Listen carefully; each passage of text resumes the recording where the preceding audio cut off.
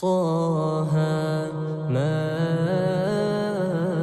أنزلنا عليك القرآن لتشقى إلا تذكرة لمن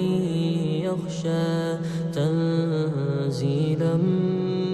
ممن خلق الأرض والسماوات العلى طه ما أنزلنا عليك القرآن لتشقى إلا تذكرة لمن يخشى تنزيلا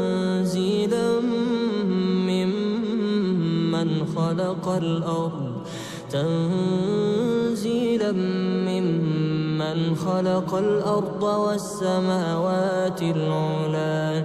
الرحمن على العرش استوى له ما في السماوات وما في الأرض وما بينهما وما تحت الثرى وإن تجهر بالقول فإنه يعلم السر وأخفى الله لا إله إلا هو له الأسماء الحسنى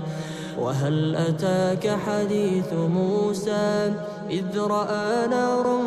فقال لأهلهم كثوا إني آنست نارا لعلي آتيكم منها بقبس أو أجد على النار هدى فلما أتاها نودي يا موسى إني أنا ربك فاخلعن عليك إنك بالوادي المقدس طوى وأنا اخترتك فاستمع لما يوحى إنني أنا الله لا إله إلا أنا فاعبدني وأقم الصلاة لذكري إن الساعة آتية أكاد أخفيها لتجزى كل نفس بما تسعى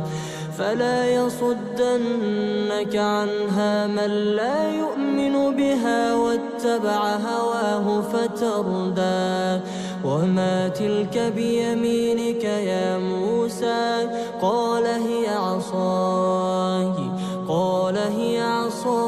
أتوكأ عليها وأهش بها على غنمي ولي فيها مآرب أخرى قال ألقها يا موسى فألقاها فإذا هي حية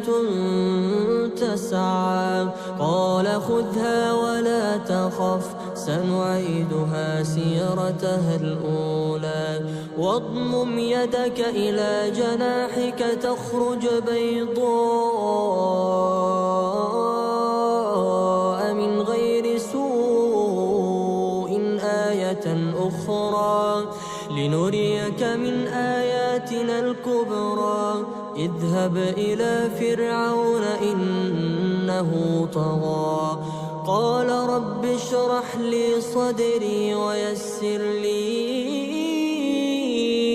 أمري واحلل عقدة من لساني يفقه قولي واجعل لي وزيرا من أهلي هارون أخي